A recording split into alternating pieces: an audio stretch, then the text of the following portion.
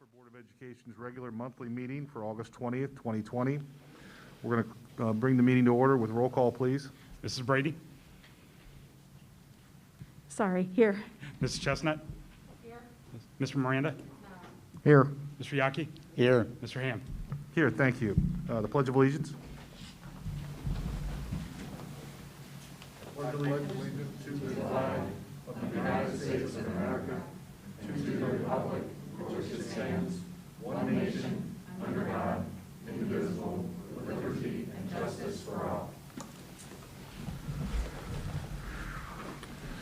Thank you. We'll need a motion to approve tonight's agenda. So move. Second. Motion and a second. Any discussion? Seeing none, roll call, please. Mrs. Brady? Yes. Mrs. Chestnut? Yes. Mr. Miranda? Yes. Mr. Yaki? Yes. Mr. Ham? Yes, thank you. We now are moving on to item D, which is the approval of minutes from two previous meetings. One, our regular board meeting from July 16, 2020, referenced in the attachment, and two, our special board meeting for August 4th, 2020, also referenced in the attachment. A motion, please. So moved. Second. We have a motion and a second. Any discussion? Hearing none. Roll call, please. Mrs. Brady? Yes. Mrs. Chestnut? Yes. Mr. Miranda? Yes. Mr. Yaki? Yes. Mr. Ham? Yes, thank you. Item E is our first public participation. Brian Underwood?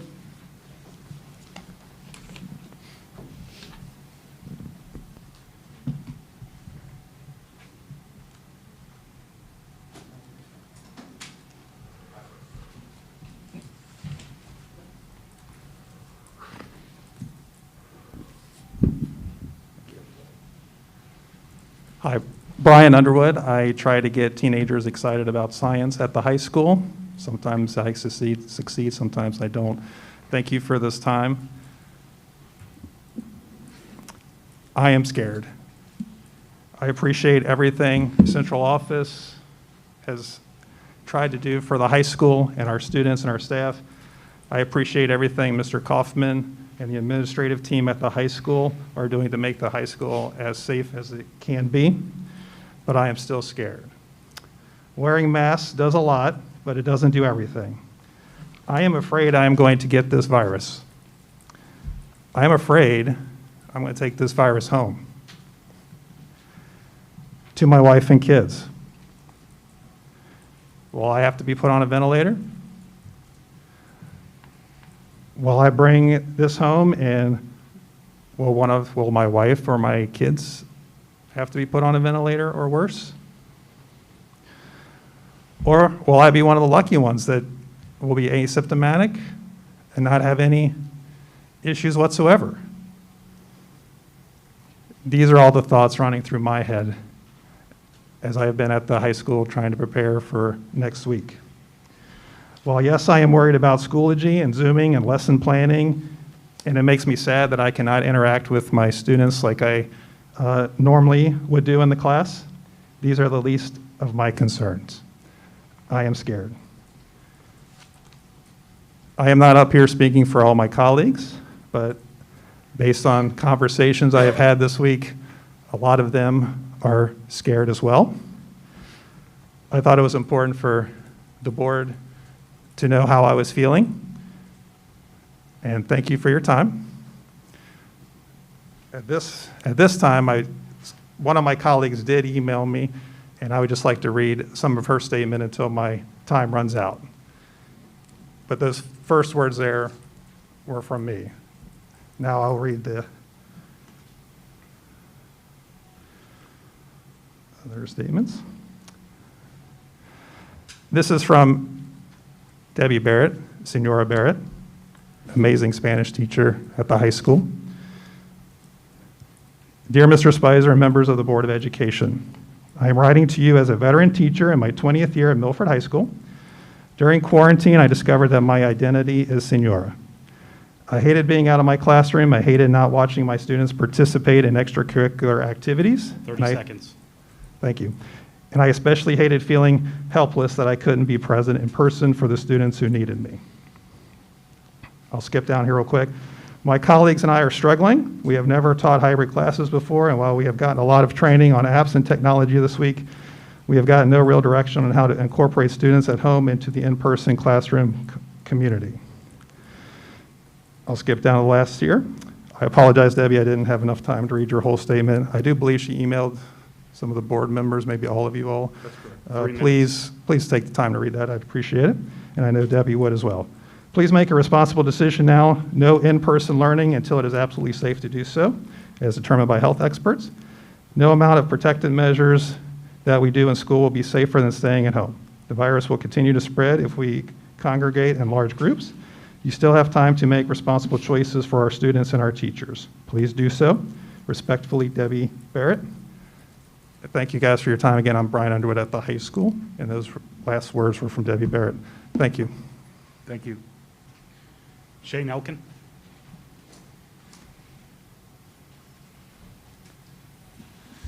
My name's Shane Elkin. I'm a math teacher at Milford Junior High School. I'm also the co-president of MEA. I am speaking today on behalf of MEA. We want to thank the Board of Education and Central Office staff for all that your hard work and everything that you've done in this Return to Learn plan. We really do appreciate that it's a daunting task, and I personally could tell you I do not envy you. It's very difficult, and we do appreciate everything that you're doing. One of the big things that I can say is through working with Central Office, they have been very proactive to work with teachers that have medical concerns and to develop a proactive plan that is a possible solution for those members. And we do appreciate that. What I'm here to speak for is the concerns and feelings of teachers presently as we look to start on Monday. First of all, we did a survey. As of 2 o'clock today, 90% of our members replied. 62% of those in-person teachers are not comfortable starting Monday. 75% of the Eagle Online teachers are not comfortable starting Monday. 85% of all district teachers think postponing the start date, even 1 week, would benefit students, teachers, and administration. Again, we appreciate this forum and the ability to share our concerns. Please understand our members want to teach and have a desire to create the best learning environment for our students. It is our belief by slightly altering the Return to Learn timeline, we can better impact our students during this difficult time, and it will be safer. I appreciate your time. I'd like to share a few personal experiences this week if I have time. The junior high is where I work, and all the teachers are working very hard, administration working very hard to meet our timetable. But like anything, once the rubber meets the road, there are issues that come about. Just the other day, we were given training as 7th grade teachers about some new technology that we have. And as we spent a few hours working in teams, we discovered that only 3 teachers have the right access via Google to be able to use the technology to its fullest ability. 30 seconds. One of the problems is, like anything else, once you start to work on new, inventive ways to be a better teacher, sometimes we run across obstacles. I do believe 5 more days would benefit everyone as we're working to give our students a better education. Thank you. Thank you. Renee Hawkins.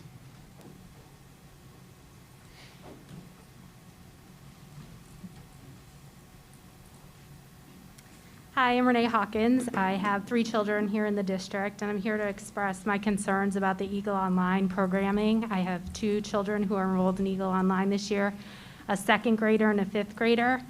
My 2 primary concerns are, 1, about resource allocation. It is unclear to me how many students are enrolled in these classes and the ratio of teacher to student, and if that ratio is consistent with the ratio that we see for the students in the schools. It seems that based on the schedules that I'm seeing, that the teachers are going to be limited in their resources and overburdened with the number of students. The second concern is Based on the sample schedules that were sent to me, there is significantly limited live teacher-led instruction for the students, which is critical for their learning. So my 5th grader has 1 hour of teacher-led instruction in his schedule, and my 2nd grader has 40 to 60 minutes maybe per day of teacher-led instruction. I understood when I made this choice that they would not be in teacher-led instruction for 7 to 8 hours a day, but I did just expect that there would be more opportunities for teacher instruction, immediate feedback, and error correction, which are critical for student learning. I do not see how that time allocated is enough.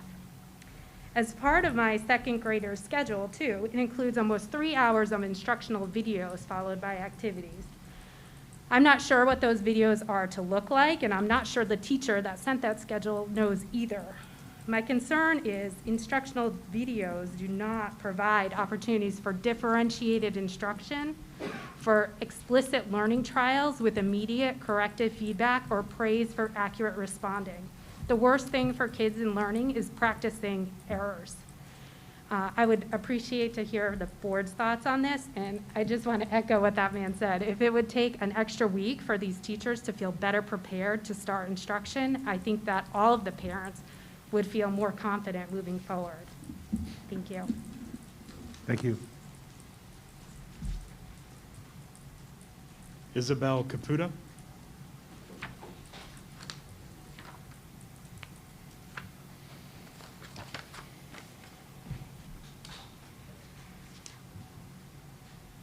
Hello, my name's Isabel Caputa, and I have a question for the board. My concern or question is with regard to transportation.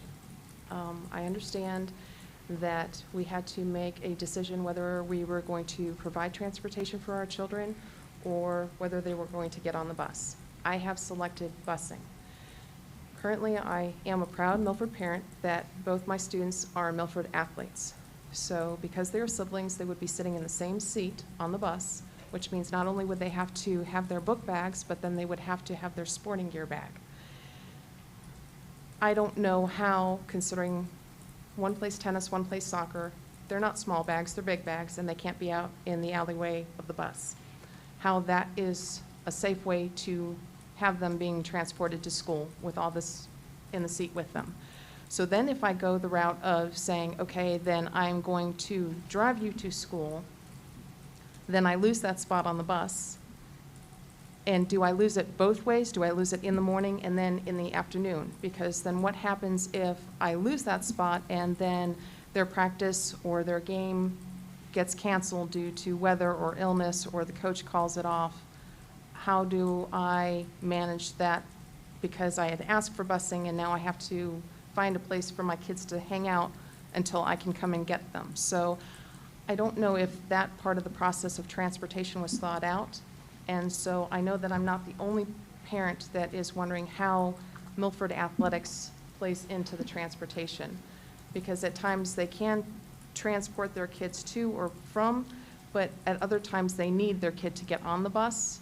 And if their seat is not there, then I know I didn't think clearly before I showed up, and I apologize, but that is the general gist, is that for those athletes that are playing sports and then they have to be after school for 5 days, but then the coach says for the next 2, you don't have to be here, I really would like that seat on the bus for my kid to get home. So if there could be an outline or some type of step that parents could go by as of, yes, okay, I know that my child has a ride home or to school. So thank you. That was my question or my concern for the board. Thank you. That's all I have. Okay, we're going to move on to item A, the treasurer's report. Mr. Brian Ray. Thank you, Mr. Ham. Recommend the approval of item A, the financial reports for the month ending July 31st, 2020.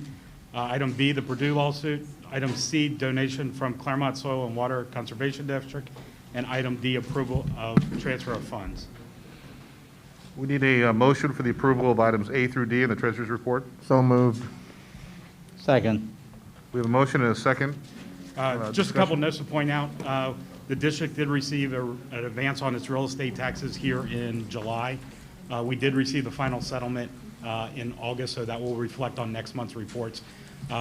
Looking at last year, this time last year versus this year, real estate taxes are down about $105,000 overall, assuming that's going to be from delinquencies, but we haven't got all the details of that just yet. Also, the state funding cuts are in effect, so those are reflected on the report. Those are going to be, obviously, it's going to show a negative decline in revenues month over month throughout the rest of the fiscal year. But overall ending cash was $49.7 million, which is slightly down from last year. However, last year we had a significantly increase in the advance from the real estate tax, almost a $4,000 difference from last year to this year. So that makes up for the vast majority of the difference there. Regarding the Purdue Pharmacy lawsuit, Purdue Pharmacy is the manufacturer of OxyContin, which is now a defendant in several lawsuits, and they recently filed for bankruptcy. The resolution that you're approved is a proof of claim that we can claim against that bankruptcy for any type of cost that we have made occurred for special ed instruction, so on and so forth, for anything that was related to OxyContin. There's no cost to the district. It's basically you sign up and then you submit your forms, but attorney's fees, everything is paid for out of the lawsuit, so there's no cost to the district to be a part of that class action suit. And then finally, the transfer of funds. These are funds that were generated from OHSAA tournaments. The state requires that we keep them in a separate fund, and then they turn around and tell us we can't keep the money in the fund, we have to get it out. So that money will transfer down to the general fund, and then from the general fund to athletics, because obviously it was generated from an athletic event. So that's all I have. Any questions or comments? We have a motion and a second. Roll call, please. Mrs. Brady? Yes. Mrs. Chestnut? Yes. Mr. Miranda? Yes. Mr. Yaki? Yes. Mr. Ham? Yes. Thank you, Treasurer Rabe. Thank you. Item B, Superintendent, Mr. John Spicer. Thank you, President Ham, members of the board. I want to take this opportunity to speak to you this evening about our return to learning. Had the opportunity this week on Tuesday to meet with Julie Nesbitt, the Claremont County Public Health Commissioner, as well as today. Our data team did meet today to look over the data that was updated at 2 p.m. This afternoon by the governor in his office. Claremont County moved from 112 cases over the past 2 weeks to 121, making our per 100,000 cases increase from 54.26 to 58.62 cases per 100,000. The 7-day average for emergency department visits decreased from 3.71 visits per day to 2.71 visits per day. I will note that yesterday it was at 2.43, so it did increase slightly from yesterday to today, 2.71, 2.43 yesterday. Our 7-day hospital admissions average went from 1.57 visits per day to 0.71 visits per day. Also want to note that there are 3 confirmed cases in the greater Milford school community. 2 of those are adults and 1 is a student. All but 1 of the hospitalizations, there are about 19 right now currently in Claremont County, are all age 70 and older. There is 1 case, a person that is severely immunocompromised that is in their 20s. In the greater Southwest Ohio area, we rank in the bottom 3 cases per 100,000. That includes Adams, Brown, Clinton, Highland, Butler, Hamilton, and Warren counties. And lastly, Claremont County transmissions are happening in households, as told to us by the governor and by Julie Nesbitt today. As a school community, we need to continue our practicing of social distancing, hand washing, sanitizing, and cleaning procedures. And at this point, it is our intent to open schools in person on Monday, August the 24th, 2020.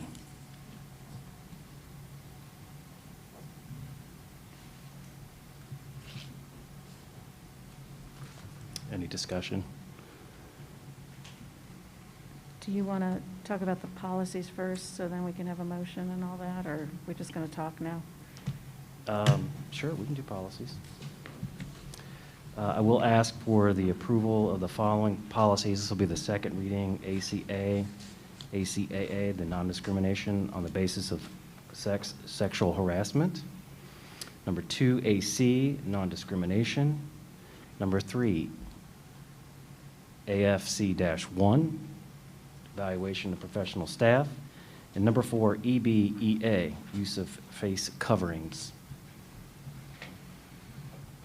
Well, before I ask for a motion regarding items B1 through 4, do we want to have some discussion on return to learning at this time, or Are we, where do you see that in the agenda?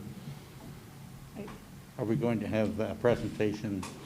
on Yes, that? after, I do have a presentation that covers some Eagle Online. We've had some concerns come in overnight in the team here, Dr. Hollinsworth, Paul Daniels, and Dr. Rob Dunn as well, so we can do that first if you like. Yeah, before we move on, let's go ahead and stick with this as part of our, if that's part of the, because it's nowhere else on the agenda, right? It is not. Okay, yeah, so let's stay with A before we move on to B. Okay, so staying with A, we can open for discussion here and then do the presentation, or do you want the presentation first? Let's try the presentation first. Sounds great. We'll have I'll turn more it over to the team.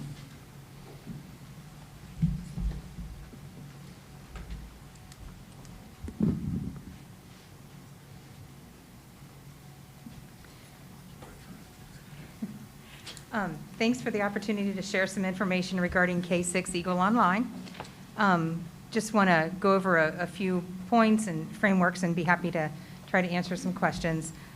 Eagle Online teachers for kindergarten through 6th grade will work with students. The student times will be 9 in the morning until 3 in the afternoon. At this moment, the decision for recommended screen time is based on research for what is developmentally appropriate for our young learners. As the school year progresses, the intention and the research shows that you can transition to gradually more intense or longer periods of online learning schedules.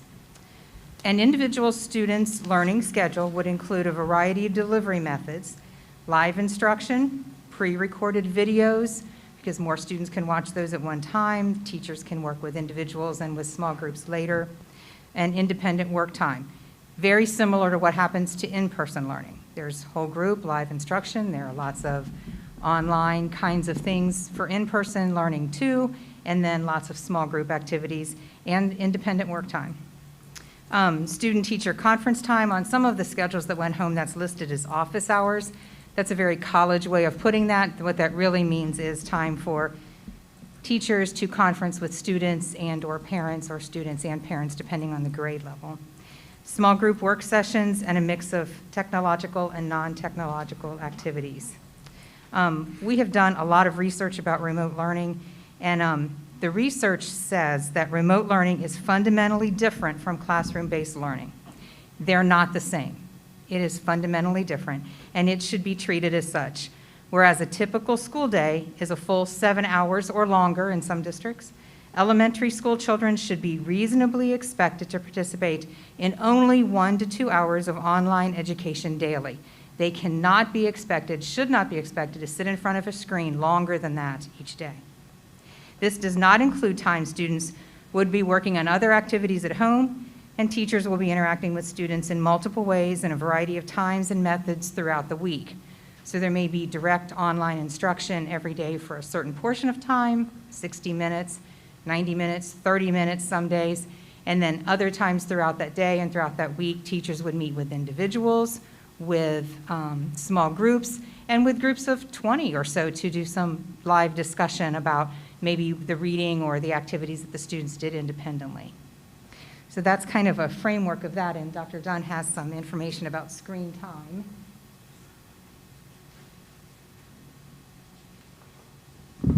Hello.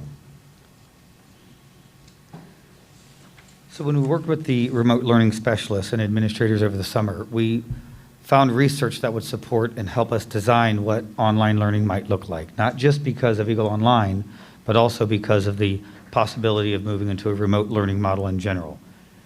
So we developed the criteria of the beginning, kind of a continuum of the amount of time a student would be engaged online with learning to a minimum and a maximum. And the other piece that was included was the amount of time for the moment of and like, not to put a video out there that's 30 minutes long or 40 minutes long.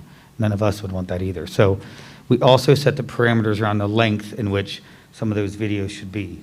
The only other thing that I want to add, and I did make some copies of some things for all of you, is about the schedules. The schedule's a little complicated.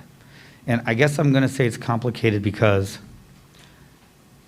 what we don't know, we don't know. And I don't know that parents or even any community member realizes what a teacher's daily schedule looks like at school in great detail. I mean, you might know that there are subjects through the day and you might have one for a certain amount of minutes, but what we don't know about school schedules is they are elementary. It's different in secondary. They are quite fluid. At least they are quite fluid at first. When a school year begins, there are many times we adjust the amount of time and the location of certain academic pieces, parts of the day, for important reasons. We might find out that it's aligned at a time when we need to have title skills teachers available or gifted specialists available, and we move things around to ultimately get a schedule that works just right for that grade level or that teacher or that building. So what I would say, and I did meet with all of the Eagle Online staff today for about 2 hours. So if you were any of those people who sent me emails, it's their fault. But it was great. There's a lot of, I don't want to use the word confusion, but there is a lot of, this is different for them. It's different because many times those schedules are generally prepared for them, and then you adjust them as you go. The intervention specialists help because they see an issue with when they need to pull students, or a speech therapist or somebody like that. I do think there's also the adjustment of primary teachers. Primary teachers, and I'm lucky, I'm old, or at least older, I should say. I've been around long enough. I taught 2nd grade in Milford. I taught 4th grade self-contained, and I taught 4th grade teaming. So I kind of have experience knowing how those feel, and most of these teachers do not. And it's no fault of theirs. They're not as old as I am. I was licensed different. Teaching was a little bit different at that time, and I was a generalist. So primary teachers now, they only know self-contained. At least that's all that they've had as an experience. And our intermediate teachers, generally speaking, have only ever teamed. Some of them are only licensed to do 2 subjects. I do think it's going to take them a minute to understand the benefits of either or both or all of those things. And the primary teachers, I don't think for some of them, they completely understood the idea of kids moving, like to a different room, something that most of us would understand naturally if you're secondary or if you're intermediate. It's hard for them to imagine that they have 25 kids and then they don't. Then they have 25 other kids and then they don't. That's just not something that they have a lot of experience with. So we talked through a lot of that today, and there's also some concern about the amount of time and energy and effort that teachers, specifically primary, it seems like where it is, how much time they spend connecting with kids and getting to know kids and forming relationships with kids. And they have the burden of the world on them because they want to do that well. They want to be the best teachers they can be and do everything they can for these kids, which is why we love our teachers so much. I think they're having a hard time understanding that when you're doing an online model, some of those things that you can accomplish in person, you cannot accomplish online. With the best efforts, with the best technology, with nearly ongoing face-to-face interactions, it's not ever going to be the same as an in-person learning experience. So it's going to take them a little bit to kind of figure out how to let that go a little bit. And then we also shared with them that, and I know Jill and I have talked a great deal, we have changed so much over the last 3 months. We've changed things from 3 days ago. We've changed things since this morning. We have started over in some buildings, fresh start, because we thought there's a better way, we're going to do it. And we flipped it, and we did it in a different way. So I'm going to say that everything we are doing is to get us started. And I don't think there are any of us in this room, there are no teachers, no administrators that aren't prepared to adjust anywhere we need to one, make sure everybody is safe, and two, to make sure every student is getting what they need that we believe is within reason. And these timepieces, that's not us controlling time. That's us doing what we have learned is the safest thing to do for children from an online face-to-face screen time model. It's also the reason why we are not one-to-one in elementary. We've never believed elementary students should be in front of devices all day. So we're balancing those things as well. And I am going to share schedules with you, and I hate the word semantics, but I'm going to use it. I think one of the things we did with creating schedules, and we had provided some sample schedules for them to look at and maybe turn into what they wanted. You could question wording. Like when they say DI video, I think DIY, that's direct instruction video. That does not mean it's live. It could be, may not be. I do think there's a little bit of learning we have around what does that mean. I think that when they see video, parents could assume that there's some video. When they say video, they're meaning it's a video of their instruction. It's a video of direct instruction. It may not be live, and it may not be live for good reason. I would discourage live for direct instruction because you can really hone in and narrow your focus. You know what you're trying to accomplish in this 3 minutes or 5 minutes or 8 minutes, and you can get right to it. And then the other part that you look for happens after that, or even before it to set it up. That's the piece where we're going to get to learn and grow and develop how we do online learning and online teaching. There are a lot of nerves. My heart is half broken because I know how nervous those Eagle Online teachers are from an instructional standpoint in the meeting the needs. It's a very different fear and concern that the in-person teachers have. Theirs is about space and movement and number of kids and seats. They are on opposite ends of what they're experiencing, but their concerns are real.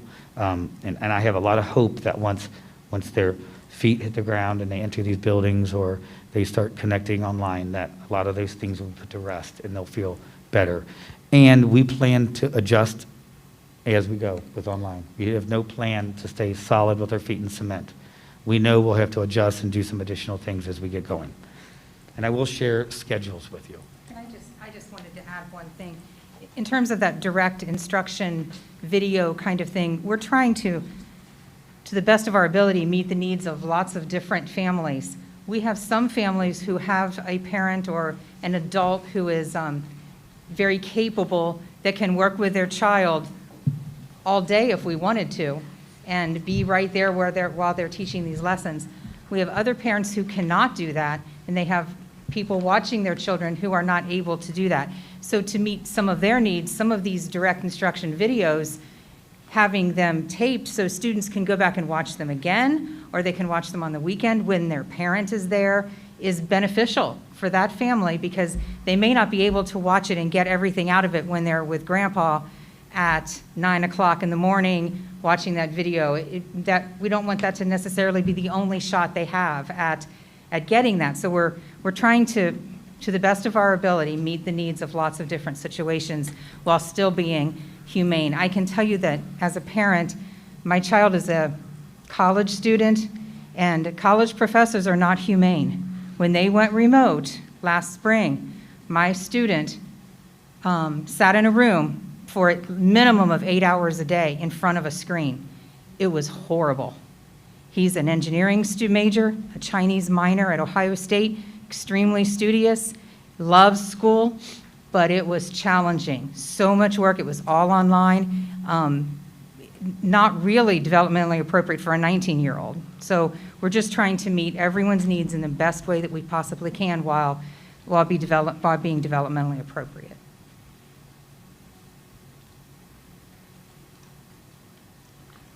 Good evening. Switching gears a little bit to the junior high, Milford Junior High. You can go ahead and advance. Thank you. So this is our framework for Eagle Online at Milford Junior High. And as you can see, one of the luxuries as you get a little bigger, I call it economies of scale, The junior high and high school have larger economies of scale in terms of teaming and electives. So the junior high and high school are moving to a block schedule this year. Part of that is to mitigate risk and movement, and we are going to be in some of these buildings pulling teachers in 3 different models. We'll have 100% students in person. We'll have some of our staff will have 100% of students in Eagle Online, and then we'll have some of our classes less at the junior high than the high school that will be what I call hybrid. So if you're familiar with the math cohort is usually 1 bell. Those students will have some in person and some online. Our world languages will be the same way. We committed to offering our world languages. Those will be hybrid, as well as our band and choir. So we did make that commitment because of the way the schedule works, that we could do that. So we will have red and white days, and that will be the same whether you're in school in Eagle Online, which equates to 3 bells a day. And the expectation is not to be in front of the screen working with our teachers. It's checking in, flipping the classroom, allowing students to practice one-on-one, giving feedback. There is daily attendance that is part of House Bill 410. So when you log in, either hybrid, remote, you will have your attendance taken. Teachers will provide information about accessing their live video lessons on their Schoology page, how they'll be communicating, the supports at home. We put the school supports out there, and the PBIS expectations. So you can go ahead to the next slide. So one of the concerns that I have is that we are right up against, without electives, so 7th grade, we are right up against core classes, the 180-minute mark. And if you have band or choir in your core classes, we were able to secure you 5 of your 6 bells. If you have band or choir or world language, 2 of the 3, you were able to gain 100% of your schedule. Because of the way that 7th grade electives work, we are going to offer families the ability to start the first 2 weeks in their core classes, and then we will start electives that are comparable to Goggle Up or STEM investigations, digital media, and we will offer those via Apex. They will be supported by a Milford teacher, but those students will be able to work at their own pace. Eagle Online families, because electives, I hate to say this out loud, but electives at junior high are for exploration, with the exception of health and world languages and your algebra. You do not earn credit for them. They are meant to be exploratory. So if a family just feels like the cores are enough, or maybe I'll try that second quarter, you can opt in and opt out of Apex, and the counselors will work with the 7th graders and 8th graders that are affected with that. Unfortunately, the intro gateway courses, the Great Oaks did not want to move forward with the hybrid model. We are different institutions and we respect their decision.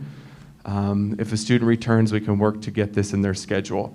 We are ahead at the junior high, materials, distributions, and schedules. There was a sign-up genius will occur tomorrow after 12:30, and then schedules for in-person will be posted by the end of day Friday. Can you go ahead and just click that link at the bottom for me? Thank you. So similar to the high school, it will be out there, but you can definitely see what is offered in person, what is hybrid, what is Eagle Online, and then what the substitutions are for Apex. We'll post this online this evening, so you will be able to see it. But this gives parents a good idea of how much we were able to accomplish merging between the 3 models. You want to head back for me. You can go to the next slide. All right, so the high school, I was able to send out to the high school families of Eagle Online earlier this week a copy of their schedule, being the red and the white days. Again, you will see that these have to line up with the high school time-wise, because we do share faculty between the 2 buildings. Again, making sure our families know that attendance is required and will be tracked.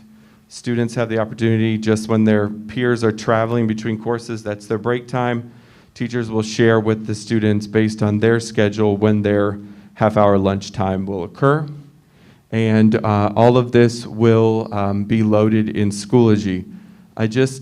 I want everyone to be aware, and our faculty, we've talked a lot about that there are going to be days when Schoology, just kind of days when Wi-Fi at folks' homes have an outage, and we will work together on that.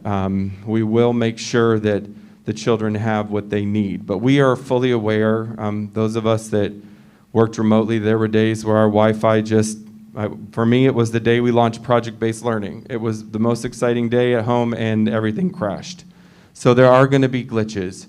But the best thing and we know our high schoolers are not wonderful at this, so this is going to be great practice for them, checking their email daily, checking their calendar and their messages on Schoology. Recommended number of minutes of instruction goes all the way up to 270 at high school, so you could see that big jump from 180 to 270. We're going to be able to offer 80% of the original schedule. Most impacted were some electives that were new in the social studies department, some in the English department, some in the math department. But the goal was to get the cores into our students, so those new electives. And then obviously, we're aware you can't do ceramics at home. So we did actually, I'm very proud of Jeff Shepard and his department. He was able to convince them to add more back in that I thought we wouldn't be able to do. So he did add 8 or 9 back in. I thought we were going to be awash the whole way down, but he really worked hard to preserve that. So schedules will be placed in progress book. Principal Kaufman will be sending an email to families. They won't be 100% correct. It's possible they'll have holes in them. I will tell you that one thing that's going to be different, there's families going to click on there and they're going to expect to see all 7 bells. Depending on the day of the week, you might only see 4 or 3. So if you see 4, that notes that that's your red day and your white day. But it falls 1, 3, 5, 7, 2, 4, 6, and then 8th bell is an advisory. We are already distributing Chromebooks as we speak and fulfilling orders. We're having some difficulty with some of our consumables. They were ordered all the way back on May 13th. They still have not arrived. So all students, either in person or Eagle Online, they won't have their materials, their consumable, possibly till about Labor Day, and that's okay. So we want to put that at ease for our parents that if they don't have them right away, we're targeting the 27th and 28th for pickup, but that's really, we don't want parents coming or guardians 2, 3, 4 times. We're going to try to collect as much as we can and get it out. And you just want to click on that last one there for me. And then this is this is what I sent home, and we don't have to go through it all, but as you can see, go down the second part for me. It should say Eagle Online if you keep scrolling. That's what's most popular. But as you can see, we can say whether they're in the first column, they're online. The middle column means that there's going to be students coming in and through hybrid, a different mode, and then it's just not offered. And they're similar. The not offered are very similar on both pages. The timeline, yes, has been very condensed. We started and finished the counting or the acceptances on August 7th. We then, John made it very clear that even though we didn't hear from a parent, it was our responsibility professionally to connect with everyone. So we made, across the buildings, 450 phone calls to capture every family that didn't make a choice. So we actually started building on the 11th of August. And the high school is 2,000 individual 7-bell entries. They're at 94% today. The 9th grade counselor has 194 pages of errors. She will get through it. And if a child has a hole in their schedule, Mr. Kaufman has a process on that first day to make sure that they go to a location to work with a faculty member to get a course. So we will have some balancing to do there. But I feel when he feels good, I feel good, and him and his team have worked very hard to get that done. The junior high, we began rebuilding the entire schedule on Tuesday. There were some challenges that we couldn't get over. We couldn't move enough puzzle pieces. Mr. Wells and Lisa Hare are finishing up the Eagle Online schedules. They will be ready to distribute at 12:30 tomorrow. And by the end of the day tomorrow, in progress book will be the junior high schedules. One of the biggest concerns we hear at the junior high as far as 7th graders, they didn't get the opportunity to visit, to transition. Misty and her team, Mrs. Getz, they know there's going to be some anxiety. So they're going to start that day in a very long ACE. Students will go to their ACE. Teachers will begin the process of talking about the building, what needs to be done. That transition will occur over a couple of days. So COVID has made that more difficult. Usually there's a all-school summer get-together, and there's walk your schedule, and there's pick your Chromebook up, and there's your 6th grade visit day. We understand that. So we understand those fears are out there. That's the most asked question for secondary is, where is my schedule? We've committed to end of day tomorrow. They may have holes, they may not be right, but we'll balance and fill it, and it will feel good, and we'll get to a place where it needs to be.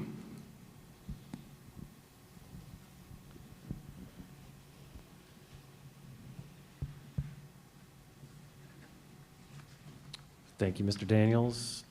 Dr. Hollingsworth, Dr. Dunn?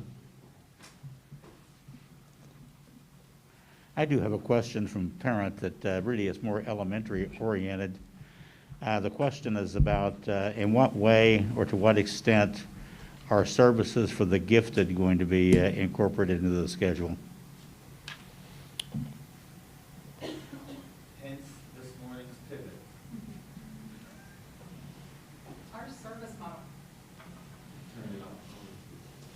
Our service model for gifted is gifted services are provided through core classroom teachers, but we offer a gifted enrichment program, which we call GEMS.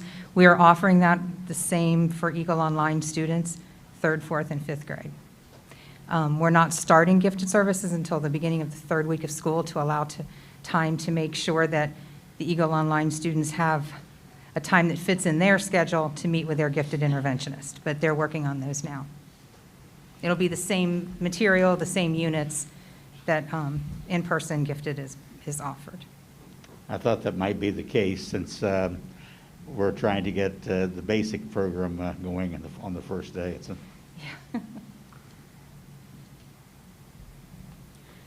I do have a statement, but I wanted to ask some questions first. I've talked to a lot of you this week, over the last month, but more so this week. And it is really, it's unbelievable how much work has been done in 3 months. It's mind-boggling. I can't believe it has gotten to where it is. But I do wonder, the comment about, would it help to delay a week? Would another week help? That's not much time, and if it could make a big difference, everybody is pushing so hard. And if you could step back and take a breath and say, okay, we have 5 more days.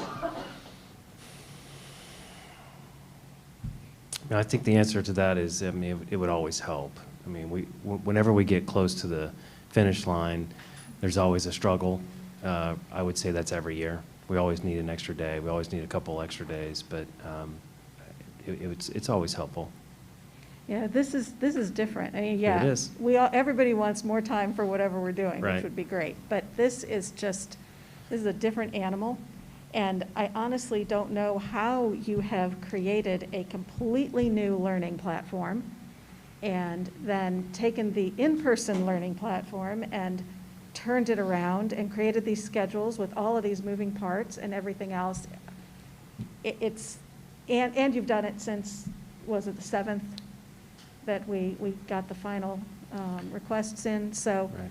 really, the meat of this was done in a few weeks. All of the learning and everything was done before, but the execution of it was done in the last couple weeks. So I don't know. I think it might be worth considering an extra week. Am I on? No, I always check.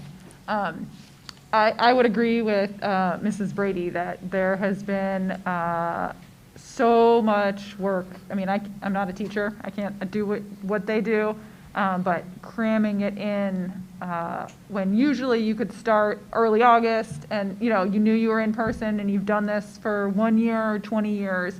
And now we had 2 fewer weeks to plan, both either the in-person or the online option, and schedules are crazy. And, like it just feels like we have done the impossible cramming it in.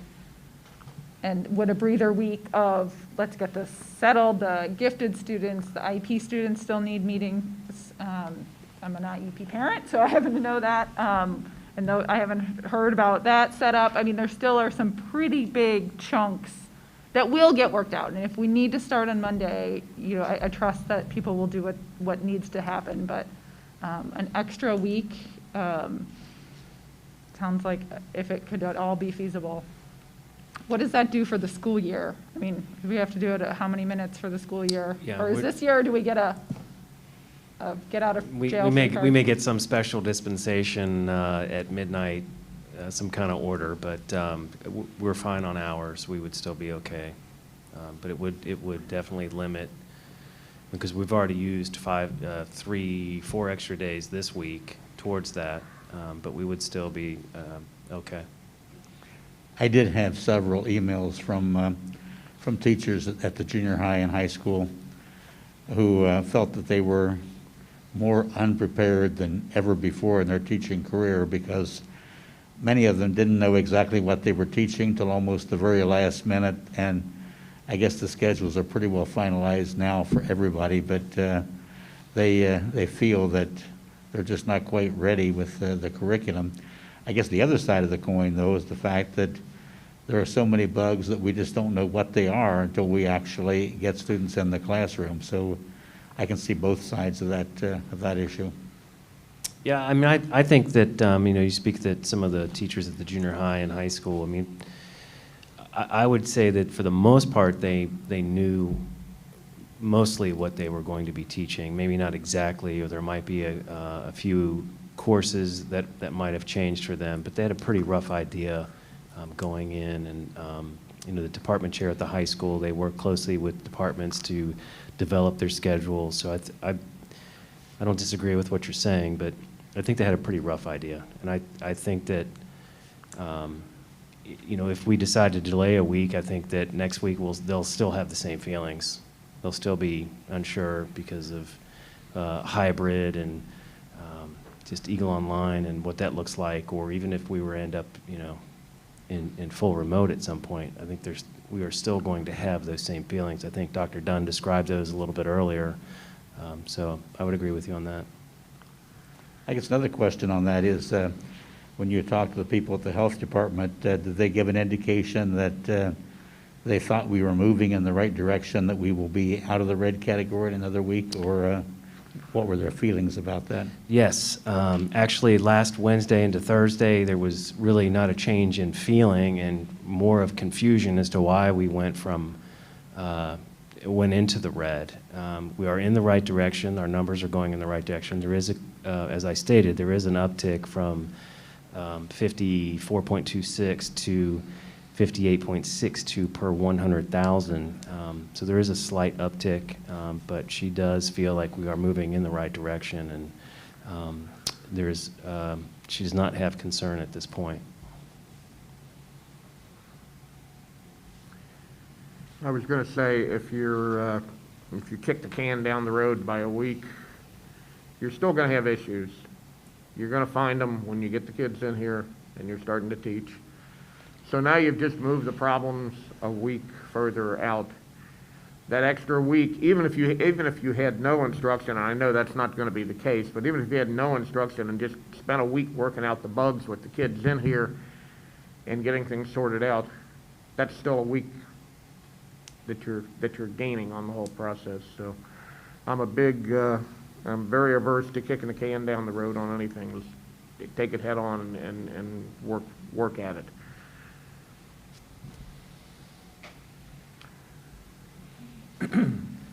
Actually, of course, another side of the coin, another thing that's a little afield from that, but do you have a response for the lady who talked about transportation? Yes, actually, I was going to get with her afterward. I introduced myself before we started, and I was going to tell her that Jeff and I will get with her. Absolutely. Okay. And we do have a plan, because she mentioned sports, but also, I do know marching band and other groups are into the same thing. These kids are bringing their bass drums home with them, and so I don't know where that goes on a bus. Bass drum, that's a good question, Jeff. Is there a trailer on that bus? On the hood.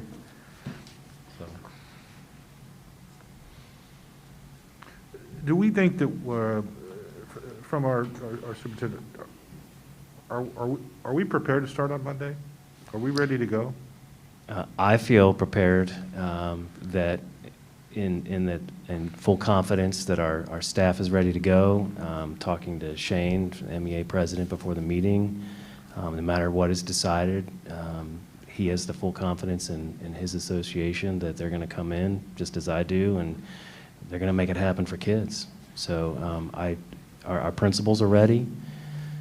Their buildings are ready. The teachers are ready. Jeff's team has done a wonderful job of making sure the buildings are ready to go.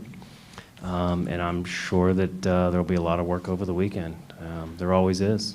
And we never enter a school year being 100% in place, ready to go. I mean, to be honest, there are always going to be adjustments and issues. That first week or first 2 weeks, there's always going to be something that has to be done. There's always... This one's obviously a little bit more of a challenge than other years, but there's always going to be something to be done. There's always going to be adjustments to be made at the beginning of the school year. You know, you look for a word that, you know, I think organized chaos to some extent defines a lot of our opening years. And because you can plan as much as you possibly can, but you're going to run into things that are different. We're going to continually, with this plan, whether it's online or in person, continue to make adjustments to get this thing right. We're not going to have it perfect. We're not going to be 100% on day one, but we know that, and we've known that going in. My worry is that we've already moved the school year by 4 days, and we can take another week, we could take another 2 weeks, we could take another month. But I think our community that has made the choice to go in person or at Eagle Online have prepared for Monday to be the day we go to school. And so for me, I prefer us to stick to our current schedule and the recommendation of the superintendent. You know, there's a lot of talk about the community and what the community has chosen. What I've heard from staff is they don't feel ready. And not like, oh, I'm not ready in a normal year, but I'm not ready. So I know it would be upsetting to the community, but more and more, and you know, as it gets closer and closer, I hear it more frequently. So, you know, just to pass that on. No, and it's a good point, and I mean, I heard the one presentation tonight during public participation that said, I'm scared. I think everybody is. If you're not scared right now, then I don't know how you couldn't be. We're scared as board members. These are tough decisions we're making based on people's lives. So it's nothing easy. This is not, you know, as I've mentioned in the past, there are no good plans or solutions. There are none that exist. But I think that what we've come up with is as good as it's going to get. It's as close to giving our community and our parents and individual students the opportunity to make a decision. But you're right. For the most part, teachers haven't had the opportunity to make that decision. They have to be in the buildings. Yeah, and I'm, just to clarify, I'm not talking about fear about going back. I'm just talking about feeling not ready with the changes and the schedules and how they're going to teach and how are they going to manage this. So the fear about the virus is a completely separate issue. First week of school almost always is kind of chaotic because people are changing classes, moving one program to another, and it takes a few days really in most cases to really get into the curriculum itself anyway. And I think that's one argument for going ahead and starting on this coming Monday. It gives us a week to kind of casually move into that and get all these bugs worked out and looking at really getting into the curriculum itself more more seriously the following week. Mr. Yaki, that's a great point that you bring up. We've talked about that with staff, and through our think tank process as well, there was some items talked about that it's really important that the first, not just couple of days in a normal year to build relationships with students and connect and do other things, but this year especially longer. There's not an expectation that they're going to dig right into curriculum and assignments the first week, maybe not even till the second or even third week. There are other things that they will want to do and have expressed interest to do, so I think you make a great point. Yeah, the interpersonal relationships, I think in building that's one thing that can be done in that first week, especially with changes and adjustments and people moving in and out of various programs till we really get stabilized. I think that's very important, because if we do reach the point that we have to put everybody into an online program, I think it can be a lot more successful if students and teachers know each other better and know the expectations. Yes, sir.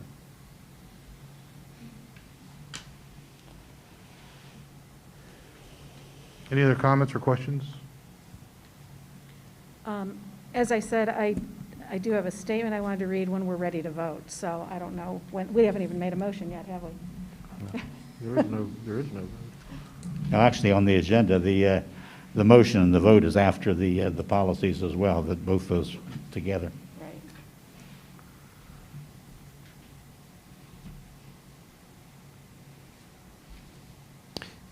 So item A should be a separate item, but as it's written, it's not. It should be just informational. It was placed in the wrong section of the agenda. So we're not voting on it. It should not be a vote, no. So if you, When you make a motion, just make a motion for item B only. okay. Okay. Well, then I But guess. you want to take the opportunity to make your statement now? Yeah. So when the board approved our return to learning plan a few weeks ago, we said our decision to be remote when Claremont County was in the red would also include evaluation of other factors. We gave Mr. Spicer the authority to consult with local health officials and evaluate local data to make a decision. As you know, he's recommending tonight that we start school in Plan A on Monday. And my computer just closed. Sorry. As I said in our last meeting, I agree with this plan conceptually, and with the current stats, my head says the risk is low enough to allow those who wish to return to school to do that. My heart and my gut fear for our students and our staff and our community because of how quickly this virus can propagate. In addition, I've always preferred to use the level indicators as our only determining factor, as anything else becomes extremely subjective. Given that we are in red today and our numbers went up 7.5% in a week, I think we have the chance to step back, start remote, and watch what happens at other districts. But our plan does have a certain amount of subjectivity, and Mr. Spicer has done his due diligence, and our Claremont County Health Commissioner does feel it is safe to return. As we discuss returning to school, I'd like to address a few different things. First, I wanted to highlight what our Claremont County Health Commissioner, Julianne Nesbitt, told us the other day. She said, "We are all living in a science experiment right now. We'll have to see how it goes." She also said it is difficult to go back to school and have contact sports at the same time without causing the virus to spread. We must expect that we will have COVID in the school. I just pray that the cases are mild and do not have lasting consequences. I'd also like to talk about the idea of everyone having a choice, and we've touched on this. Certainly, parents have gotten a choice in person or online, but there is a large group that did not get to choose, and that is our teachers. If a teacher does not have a serious health issue, the choice was to go back in person or to take leave. I know people in many different industries have gone back to work, but as Ms. Nesbitt said, we are living in a science experiment when it comes to reopening schools. To the community and the parents, please be supportive and understanding of our teachers. Many are fearful for themselves and their families, which is a completely expected reaction. I hope everyone will support our administrators as well. They have been working nonstop since March, first closing out last year, then developing 2 new educational systems, one from scratch, while finding ways to protect those who will be in person, all in less than 3 months. It's monumental, and it's not over yet. Whether your child is going in person or Eagle Online, please have patience. Things will continue to evolve and change as we all learn together. Finally, I ask that our community truly partner with us to make our reopening as safe as possible. As Governor DeWine says, the community mirrors the schools and the schools mirror the community. Best practices from health experts across the country say that masks are crucial to controlling spread, along with social distancing, hand and surface washing, and keeping gatherings as small and as close as possible. If we want our schools to stay open, we need to partner as a community to do everything we can to keep this virus from spreading. As I said, I pray the science experiment has minor consequences for our students, families, teachers, and community. Thank you all for supporting the district and our staff as we take the next step in this unknown journey. Thank you. And thank you to everyone that's been working very hard to make this work. We know we'll continue to make changes to make what's necessary work to get our students back into education, into a structured education, whether it's Eagle Online or it's in person. Any other comments? We need a motion for item B, items 1 through 4 under the superintendent report. So moved. Second. We have a motion and a second. Roll call, please. Mrs. Brady? Yes. Mrs. Chestnut? Yes. Mr. Miranda? Yes. Mr. Yockey? Yes. Mr. Ham? Yes, thank you. Under informational items from the superintendent, I do have first reading for the following policies 1 through 10. We do have drug testing of students in athletics and extracurricular activities, student absences and excuses, permanent exclusion, student rights and responsibilities, hazing and bullying. We also have our hazing and bullying regulation, student discipline, student suspension, emergency removal of student, and student expulsion, items 1 through 10. Under human resources, I cut you off, didn't I, Mr. Ham? Sorry about that. No, you're good. We have items A through U, asking for your approval. Under item A, we have approval of the memorandum of understanding COVID-19 with the Milford Education Association. Item B, resignation, which is connected to item C, approval of Dr. Dunn. Item D is approval to name Caitlin Drescher as the interim director of extended day. Item E is a stipend for cell phone. Item F, approval to pay Ruth Brothers summer hours for ESY services. Item G, certified one-year contract recommendation. Item H, we have certified resignations. And under item H, I would like to recognize and congratulate Kathy Teskey on her retirement, as well as Sylvia Yee for her retirement. Under item I, approval to hire the following certified employees. J, we have approval of reading tutor recommendations. Item K, we do have a sabbatical leave for your approval. Under item L, we have exempt personnel employee recommendations.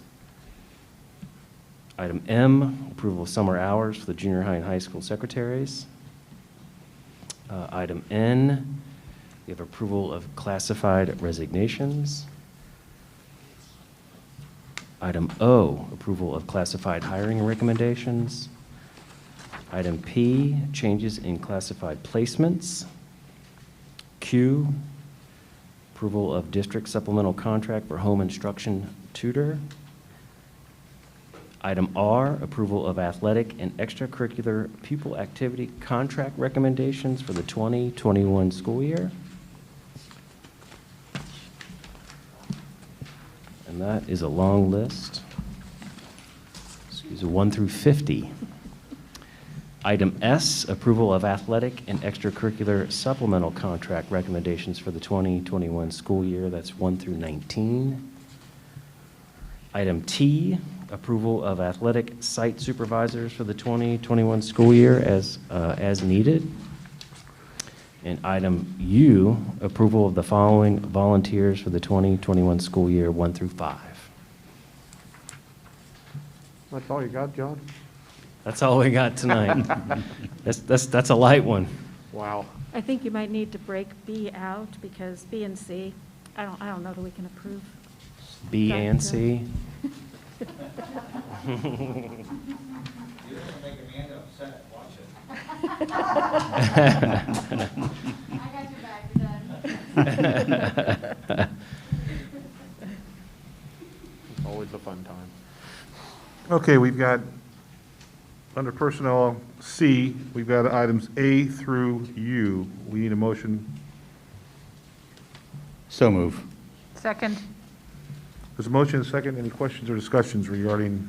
That is quite a list, but it's a matter of, I think we've had a chance to go over all of that pretty carefully, just for explanation. And also on the policies, with the number of policies there, I think it's important to point out that most of those policies are just a word or two change. They're very minor in terms of recommendations of the law from Yes. OSBA. Most of those were Title IX changes, with the new Title IX changes. Jenny Berkeley, through HR, covered most of those changes in our Personnel Committee.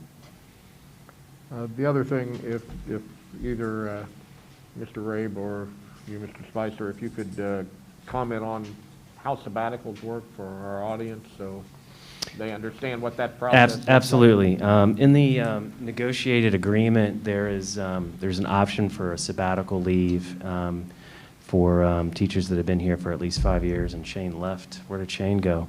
I was looking for him. And then also, one of the items in here is the memorandum of understanding with the Milford Education Association. And so what we are asking for the board, if they'll approve this in this vote, is to allow for some teachers, if they want to take a sabbatical for, we've changed it for a semester. They had to let us know by August the 14th, and we'll let them do it for first semester, and if they can do a whole year if they like as well. But we decided to allow them to break it into 2 semesters this school year with COVID-19. And so we have one person, as in the agenda, she is going to take advantage of that. She does have to submit a professional plan and how she's going to grow during that time. That is unpaid. John, I have another question about the MOU. Yes. Will there be teachers who are adding to their full workload by adding online classes to in-person classes as well? Yeah, so there will be teachers that are, I'm going to let Paul explain it, and you know, they being the MEA brought this to us, and we agreed with what they're asking for, and that's why it's in the MOU, but I'll let Paul explain it. We looked at hybrid courses. They are an extra responsibility. They will have students who will be present in class, and they will have students that are present online. There is a significant amount of planning that goes into place for that. So we did agree that per bell, and it does hit our world language teachers, our fine arts teachers, specifically our performing fine arts. They have almost full days, 4 or 5 bells of hybrid, because they are a specialist. There's one of them. And so for someone at the junior high, like the math cohort, they have 1 bell per day. So we, if approved by the board, that bell would be a compensation of $25 per week, meaning an extra hour of planning. We did agree up to 5 bells. So if you have up to 5 bells in your schedule, you would have $125 a week. And we do only have 36 hybrids. So at the high school, and I believe we have 7 or 8 at the junior high. Significantly less than the cost of a teacher, significantly less. and just something that we can do to work with them. We're also going to bring in some supports to help train. There's just a different way that you deliver, and that will need to occur outside the school day as well. That makes sense, thank you. I didn't realize this was for the hybrid specifically. It almost sounded like a teacher was going to be teaching a full day in school and then teaching online as well, but that's not. Yeah, and if you're 100% remote, that doesn't apply because all of your students are remoting into you. So we looked at that as an equivalent of in-person, so. Thanks. Mm-hmm. Thank you. Thank you, Paul.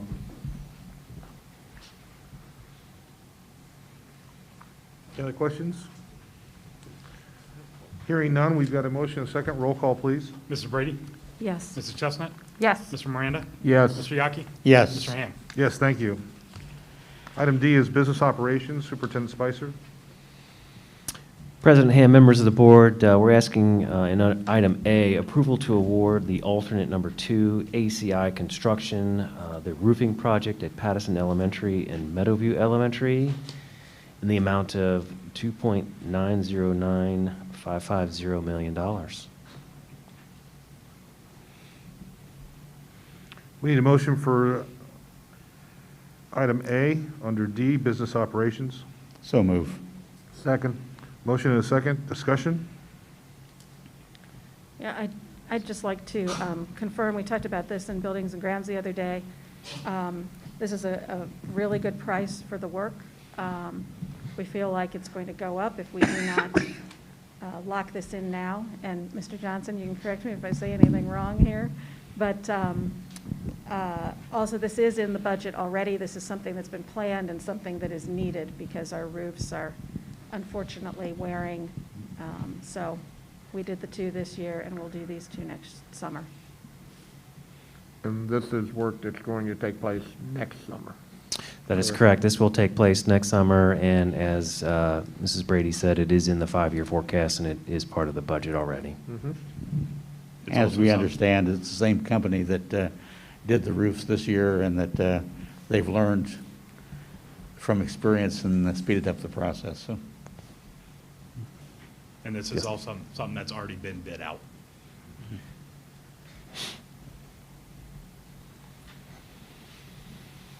No more questions? Okay, we've got a motion and a second. Roll call, please. Mrs. Brady? Yes. Mrs. Chestnut? Yes. Mr. Miranda? Yes. Mr. Yaki? Yes. Mr. Ham? Yes, thank you. Curriculum instruction and assessment, Superintendent Spicer. President Ham, members of the board, we have items A through F for your approval this evening. Under item A, we're asking for approval of curriculum pay not to exceed 55 hours for planning and implementing the cohort math group lessons for 6th graders during the 2021 school year. Under item B, curriculum pay not to exceed 10 hours for K-3 standards-based report cards revision and develop 4th grade standards-based report cards, A through N. Item C, approval for curriculum pay not to exceed 2 hours to mentor new staff for our new teacher orientation, items A through F. D, approval for curriculum pay not to exceed 4 hours per week for the 2021 school year for the purpose of 6th grade band. Item E, approval for curriculum pay not to exceed 5 hours for curriculum pay to train staff members in the PACE lab. And F, fee adjustments for the 2021 school year. AP test fee is an increase of $1. And again, the AP fees are not Milford fees. Those go directly to the College Board. And B, capstone fee, $143 was increased by $1.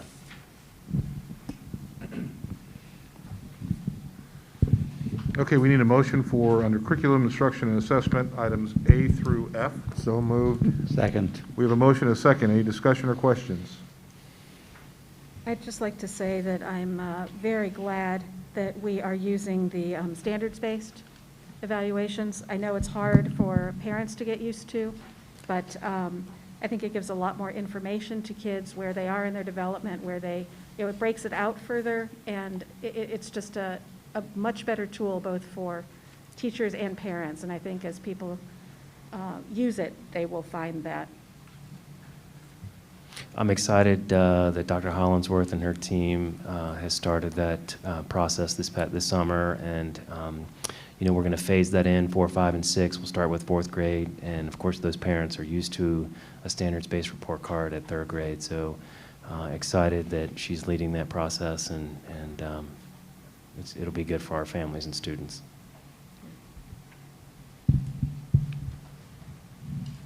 Any further discussion? Hearing none, we have a motion. Roll call, please. Mrs. Brady? Yes. Mrs. Chestnut? Yes. Mr. Miranda? Yes. Mr. Yaki? Yes. Mr. Ham? Yes, thank you. We now enter our second public participation. I have no more sheets.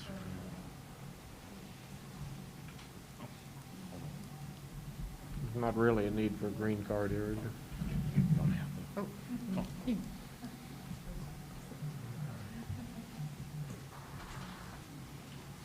Yeah, keep going.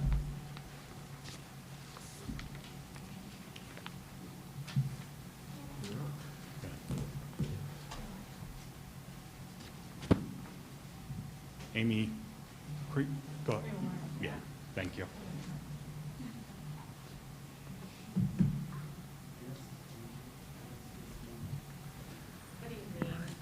I am a mother of a soon-to-be 3rd grader, hopefully Monday. We chose Eagle Online with the thought that she would have virtual instruction for a large portion of the day. To my displease, we saw that she is at most going to receive 60 minutes of virtual online teaching. A 3rd grader is not someone who is going to eagerly sit down and learn on their own. It is troubling to me to think that it is acceptable to have a maximum of 120 minutes, and that's sufficient education time for our future. And Milford failed and didn't even meet the maximum standard, in my opinion. They are at the minimum at this point. I understand that this is trial, and I am willing for my child to be a guinea pig per se, but what I'm not willing to do is let her fall so far behind that hopefully when 2021 comes around in the fall and she pursues to be a 4th grader, that she is educationally prepared enough to succeed. And right now, we moved to Milford for the schools. We moved here just a few years ago, thrilled with the reviews, loved it, could not have asked for a better situation. And no one asked for COVID, but we're presented with it. And I feel as though we have been duped in a way, selecting our choice between online versus in person. And there wasn't a lot presented to us on how the online portion was going to play out. So parents' imaginations ran wild in regards to what their child was going to receive. With that being said, I am nervous for my child. Not to start on Monday. Starting Monday, whether it's now or in a week from now, does not bother me. What bothers me is that she is only going to get 60 minutes of virtual instruction. 30 of that will be likely a video. The rest of it, the other 30, will be via a teacher. It baffles me to think that an educator, any educator, thinks that 60 minutes is a sufficient enough time to teach a 3rd grader. It just, not even just a 3rd grader, elementary school child. It's saddening, it's disheartening. It makes me think I need to put my child in a private school, honestly. They had better options. In fact, when school was dismissed in March for much less than what we're dealing with now, 30 seconds.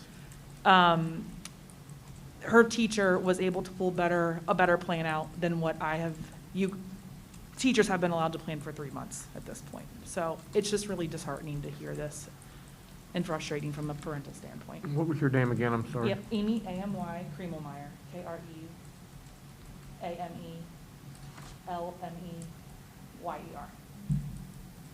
Thank you.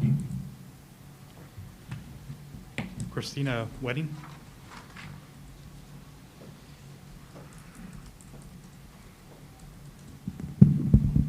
Hi, my name is Christina Wedding. I live at 1375 Finch Lane. I have 3 students in Milford schools, 1 in each building. I'm nervous for Monday. I don't have schedules, I don't have plans. And I think we've forgotten about a large portion of our school community, students with IEPs. I have no idea what my daughter with an IEP, is she going to appear in person for small groups? I've heard rumors. I do not have any information. But on Monday, I'm expected to put all 3 of my children online and have 3 different schedules that I don't have right now. And go through the day and give them some enthusiasm. But I'm feeling very nervous. I'm dismayed that the teachers had a survey today. 90% responded, and 75 to 85% said they're not ready. And I'm disheartened that this board did not entertain the idea of pushing back the first day of school, especially knowing there's holes in the schedule for Monday for 189 students. While you guys can work, I guess, the next 2 days on that, I just think our parents expect better. Thank you. Sarah McGrath. Good evening. I'm Sarah McGrath. I have 2 students currently in Milford and then 1 preschool, but he's not attending. I'd like to provide a little bit of background about myself. I am in higher education. I'm a professor of nursing, and we had to put our entire nursing program online. So I understand the level of work that takes. I'm exhausted, and we started this week. And then I will disclose that I work at Xavier as a professor, and currently in our College of Nursing, we already have 25 students in quarantine. To second that, I'm also an ER nurse in my free time. So I see COVID firsthand. And, I would like to share, 2 weeks ago we had a 22-year-old that came in perfectly healthy on day 4 of COVID. He came in respiratory distress and died. I made the phone call to his parents about his death, and I've done that a number of times, throughout my career as an ER nurse. But to do it for a young person is very different. It's actually traumatizing. Those experiences, I've also worked with the CDC on a number of national, state, and city policies, and I am a public health advisor. So I would say that I'm relatively well versed in COVID and what is happening, as I've hit it from every level. And I am not confident. My students will be in Eagle Online because of my experiences and because of my knowledge about the virus, which is minimal, as our health officials have admitted to. It is minimal at their level as well. I would also like to state a concern about the in-person learning. This virus, yes, it's a droplet precaution, but there are a number of studies that show that it is also airborne, and with any droplet precaution, the bigger droplets tend to drop at 6 feet, but the recommended drop for a bigger droplet is 12 feet. 30 seconds. Okay, sorry. So, and it also can travel in ventilation systems. So I'm not sure if any of that was taken into account during cleaning, et cetera. I hope it was. I wasn't at any of the other board meetings. So that's my concern about in-person. Eagle Online, my 5th grader, for example, she has 60 minutes of in-person learning. And then I understand the model that you guys are going for Eagle Online, as I teach remote right now. However, I do not feel that that is sufficient for a 5th grader. 3 minutes. I think that she needs additional instruction. For example, she is a gifted student in science, and she gets 30 minutes of that a week. I would like that to be taken into consideration. Okay, thank you very much. Thank you. Renee Hawkins.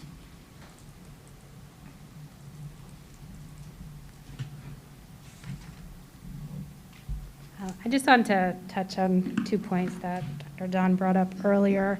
One, I think when they were talking about the screen time, I feel like that's being used inappropriately. There's a difference between screen time and engaging synchronous instruction through online technology. And I think that's I think something that needs to be attended to more, that, using technology to deliver high quality instruction that should involve choral responding, that students are engaged, that they're actually responding to prompts from their teacher and getting feedback. That's different than just watching a video. And again, watching the videos, while I understand that that could provide targeted instruction for a skill, without the opportunity for a student to respond and show their development of that skill and get feedback, then it's not effective. There's a model for teaching. It's I do, we do, you do. And if we're not having the we do, then our students are not going to they're not going to develop their skills. And the second point was just about building the community in those classrooms through the online instruction and making sure that our students feel connected to their teachers, that is possible through online technology, but not through less contact with their teacher, but through more. They need to be able to have a conversation with their teacher, not a limited 30-minute block that I want to be dedicated to high quality instruction if they're only going to get 60 minutes of it, but opportunities for them to talk about their day and how things are going. So those 2 points. And then third, I would appreciate, if it's possible, this meeting or after, to actually hear the numbers again on what the student to teacher ratio is for Eagle Online. Thank you. Thank you. Jacqueline Flowers.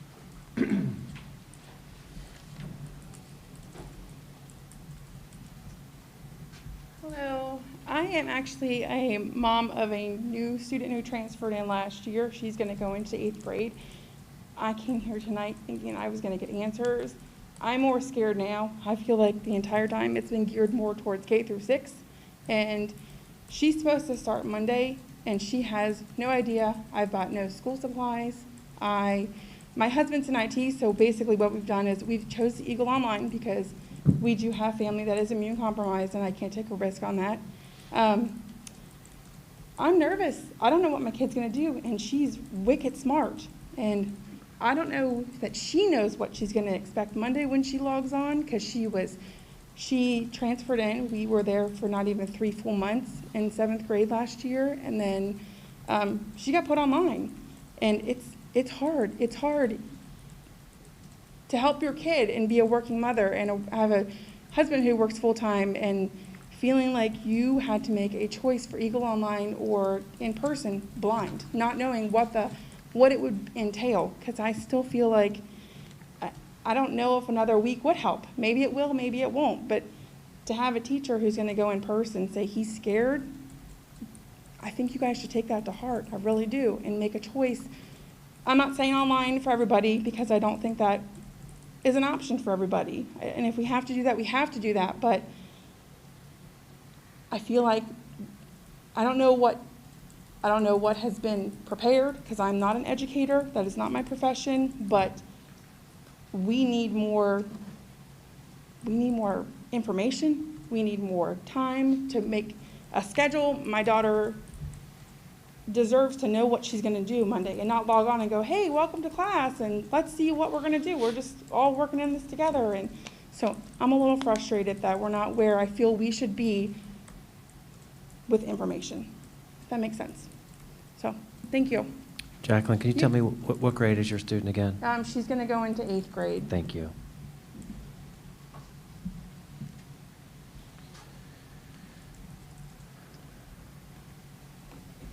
Okay, thank you. We are nearing the end here. Our next regular meeting of the Board of Education will be in this room on Thursday, September 17th, 2020. Just before we close out, is there any discussion from our board members? Any comments? Anything you'd like to say? I would just like to reiterate that we are all learning in this, And I know that our administrators and teachers will be pivoting as needed. This is all too fast, and there was nothing to communicate for a long time because the plans were still in development. So to see what these people are doing and have done, it's really pretty incredible. And you know, as many people said, I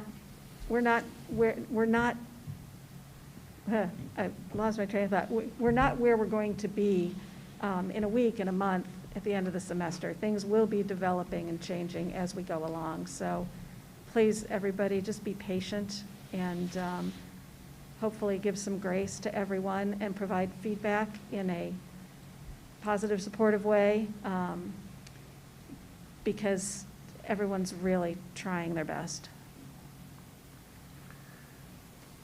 What I'm seeing out of the administration here is they are working their tails off. They will get it right.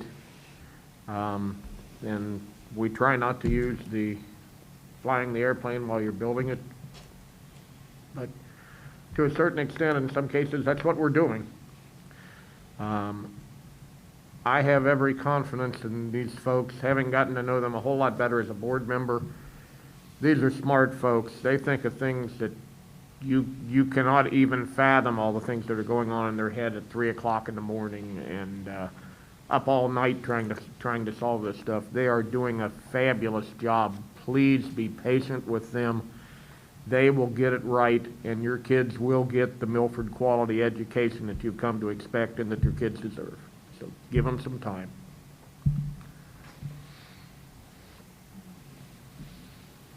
I just have to say, I'm sorry. I know this is completely like out I can't let you speak, I'm sorry. My apologies. Chris, John has something. can I, if you're not going to say something, can I? A few things. First and foremost, I want to recognize Misty Getz, principal at the junior high, Josh Kaufman at the junior high school, and both of their teams, and building master schedules that usually takes 2 months in a week, and then especially the junior high. And Josh, really, I mean, we made changes this week on a Tuesday, and he's going to have it ready by, you said Friday night, Paul, or Saturday morning. Unheard of. You know, Paul and I have built master schedules over the years, so the work that they're doing is unheard of. Also, to those of you that spoke this evening, you know, we're listening to you. I think you heard Dr. Dunn say that these schedules are not in cement. It's a work in progress. You know, things went out yesterday evening, and then this morning we got together as a team and looked at those and begun to make some changes. So it is a work in progress. We are listening to you. We'll look at those things. And at the end, it all looks different. You know, when you choose Eagle Online or you choose a remote learning option, it's not the same thing as being in person. And we're going to give you the best that we can and the closest thing that we can to that. And that I can promise you. No, and again, I appreciate all of our public comments tonight, and my apologies, this is a business board meeting, we've got certain rules. We have 2 spots that are open for public participation, but the people that can answer all these questions and the concerns, they're here tonight. They're always available. Remember, they got this plan on August 7th, is when the parents decided on which way they can go, what they could do, and they've been able to, in 13 days, basically put together a pretty decent plan. I think some of the questions you have, some of the issues that you have, I think some of them can resolve with some of this conversation with our staff here.